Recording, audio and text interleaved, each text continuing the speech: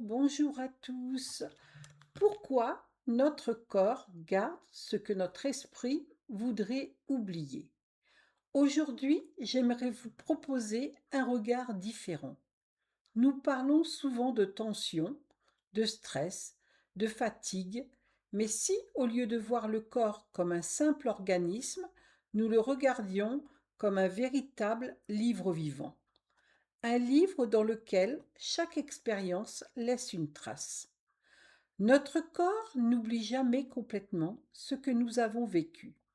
Il garde la mémoire de nos joies, de nos peurs, de nos élans, mais aussi de nos blessures.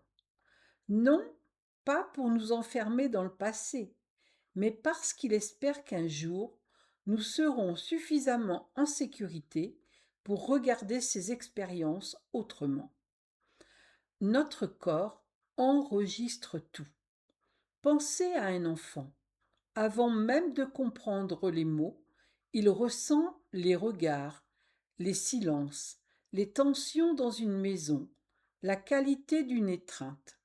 Son système nerveux apprend très tôt. Suis-je en sécurité? Puis-je être moi-même? Ai-je le droit d'exprimer mes émotions? Toutes ces expériences façonnent progressivement sa manière de vivre l'énergie. Nous croyons souvent que nos tensions sont des problèmes. En réalité, elles ont souvent été des solutions. Une personne qui garde toujours les épaules relevées n'a peut-être pas seulement des muscles contractés. Son corps a peut-être appris très tôt à rester vigilant.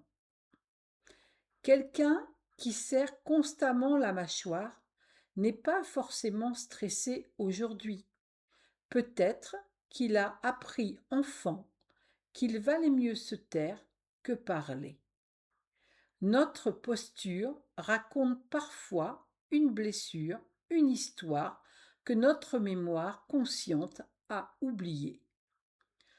Lorsque nous vivons une expérience difficile, notre système nerveux choisit la meilleure stratégie pour nous protéger. Il peut nous préparer à agir, à fuir, à nous défendre ou parfois à nous figer. Ce figement est souvent mal compris. Pourtant, il est une immense preuve d'intelligence du vivant. Lorsque tout semble impossible, le corps ralentit pour économiser son énergie. Des années plus tard, cette stratégie peut encore être active, alors que le danger a disparu. Et si chaque tension devenait une question, plutôt qu'un problème à faire disparaître? Une gorge serrée pourrait demander « Qu'est-ce que je n'ose plus dire ?» Une poitrine comprimée, quelle peine attend encore d'être accueillie? Un ventre tendu, qu'est-ce qui ne se sent toujours pas en sécurité? Le corps parle. Il ne parle pas avec des mots, il parle avec des sensations. Dans beaucoup de traditions spirituelles, on considère que notre corps est le premier temple de notre conscience. Il ne se pose jamais à notre évolution, il la soutient. Chaque tension est comme une porte fermée, non pas pour nous empêcher d'avancer, mais pour nous inviter à frapper doucement avant d'entrer.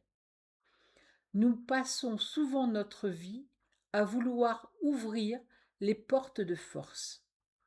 Pourtant, certaines ne demandent qu'une chose, être ouvertes avec amour. Ce n'est pas notre corps qui résiste à la guérison.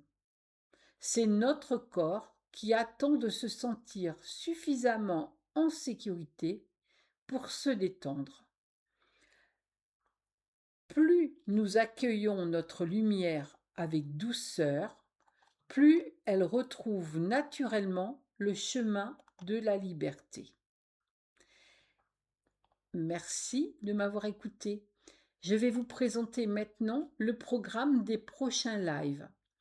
Donc vous trouverez sur ma boutique en ligne le live qui aura lieu le mardi 7 juillet, harmoniser et équilibrer son corps énergétique.